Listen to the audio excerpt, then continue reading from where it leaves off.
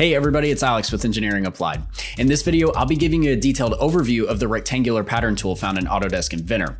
If you want more easy to understand and practical content like this, made by an experienced engineer like myself, make sure you like this video, subscribe to the channel, and turn on notifications so you don't miss out on any helpful content like this in the future.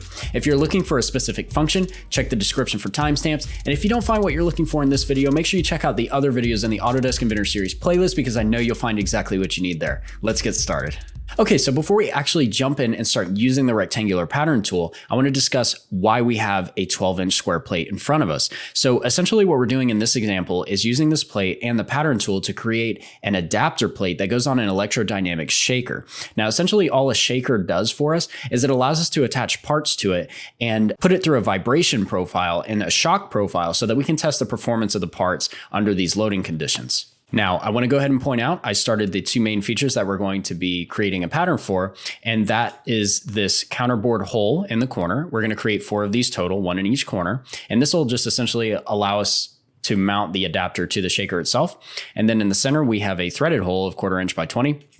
This goes through the entire thickness of the plate, and we're going to create a 1-inch grid of this in both directions so that we can create a flexible mounting setup for whatever parts that we're going to test. Okay, so now let's go ahead and jump into the pattern tool. So now that we have our features that we want to pattern, you go up to the pattern section up here in the ribbon, click on rectangular, and now we can see our rectangular pattern command window. In this command window, let's go to the top left corner. This is where we want to start. And we have 2 main options. We have pattern individual features. This essentially just lets us pick up features like holes, like we have here, and this is what we want to use. Or we could pick up the entire solid itself. Now this first button at the top that says features, this is our features selection filter. This allows us to pick up the various features that we want to create a pattern for.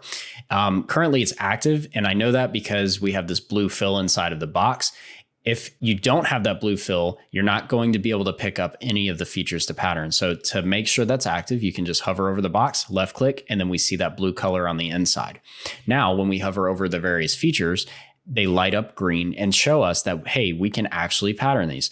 Now, you can either select the features directly in the model, or you can come over to the model browser and select it from there. So I'm going to go ahead and pick it up from the model browser, and we want to pattern this first hole 1.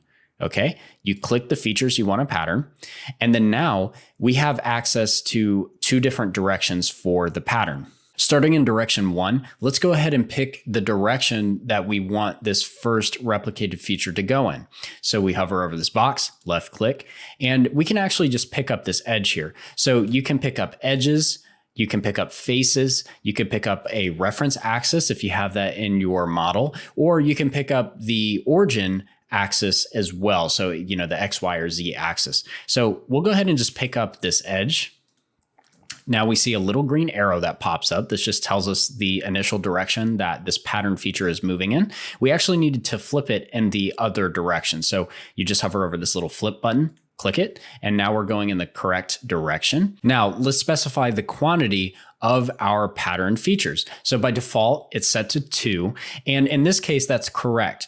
Don't be confused by this number, however, because it includes the original feature that we're creating a pattern off of. So you would count it as 1, 2. So you only see 1 new replicated feature. If I was to set this to 4, you would see 3 new replicated features plus the original. Okay, so let's set that back to 2. And then below that, we set our spacing. For our spacing, we want it to be 10 inches for this particular design.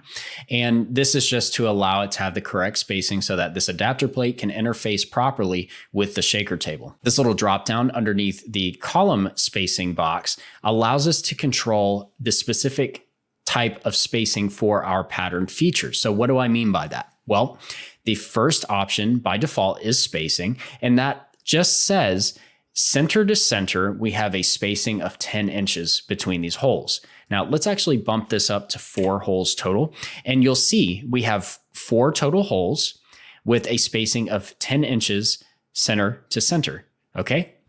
Now let's actually change that to distance and see what happens. So when we change that to distance, now it gives us our total distance of 10 inches that we set, and then it just evenly spaces those additional replicated units in the middle of that. So if I even put 7 there, it's going to evenly space these over a total distance that I have set in this box.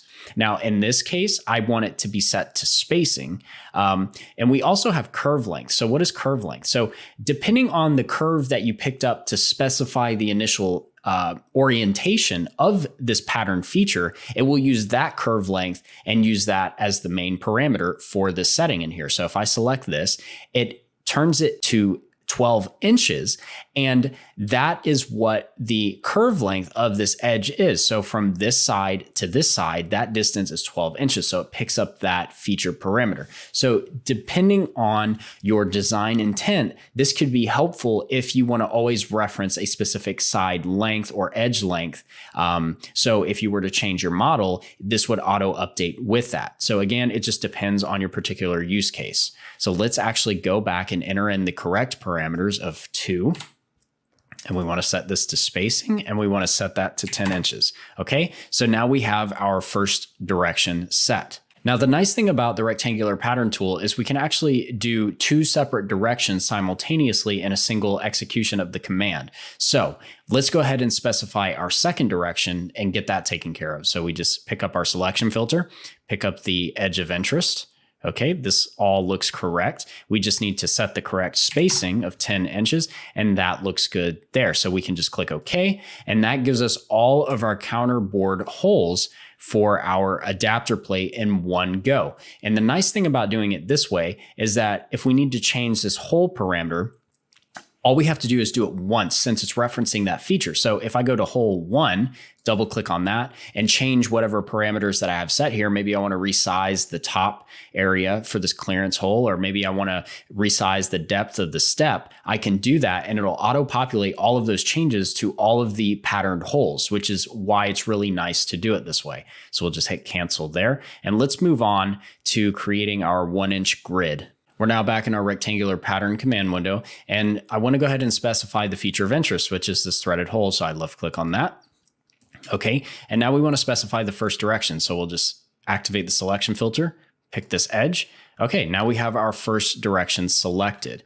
Now, moving on from this point, I want to show you a feature that we haven't touched on yet, and that's the midplane option. So essentially what the midplane option does for us is it reflects the new units over the midplane of the original feature. So in this case, I want to set this value to 9 and activate this option, and you'll see that it evenly distributes the new patterned features over the midplane of this original feature. So I have 9 total, 4 on this side, 4 on this side, plus the original one, okay? So we wanna do that for both directions. So for direction 2, we select an edge, okay, select midplane, and then set this to 9. And we get a pop-up window that essentially says, hey, you're creating a lot of new features. Consider using the optimize option so that you're not using as much computational resources. In this case, I can continue working through as is. I have a pretty powerful computer, so I'm not worried about this. So I'll click OK. And then now it evenly distributes with a 1-inch spacing based on my parameters here, this grid pattern that I have for my design. So we'll go ahead and click OK to execute that command.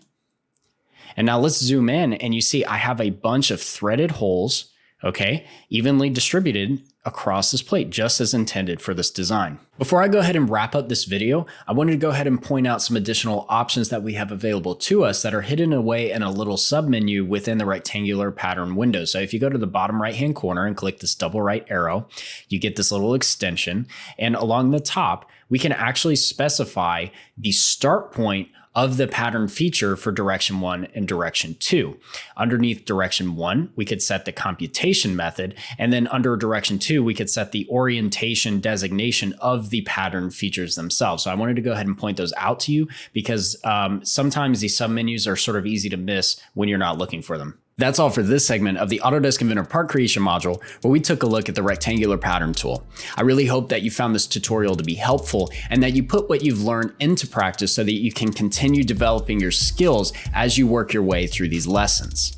Also, before you watch the next video in this series, make sure you subscribe to my channel and turn on notifications to stay up to date on future content that will help you create the future you want for yourself. And of course, don't hesitate to leave a comment or reach out via my website contact page and let let me know if there's anything else you'd like to learn about or see on my channel. I really appreciate you choosing to stop by and learn with me, and I'll see you again soon.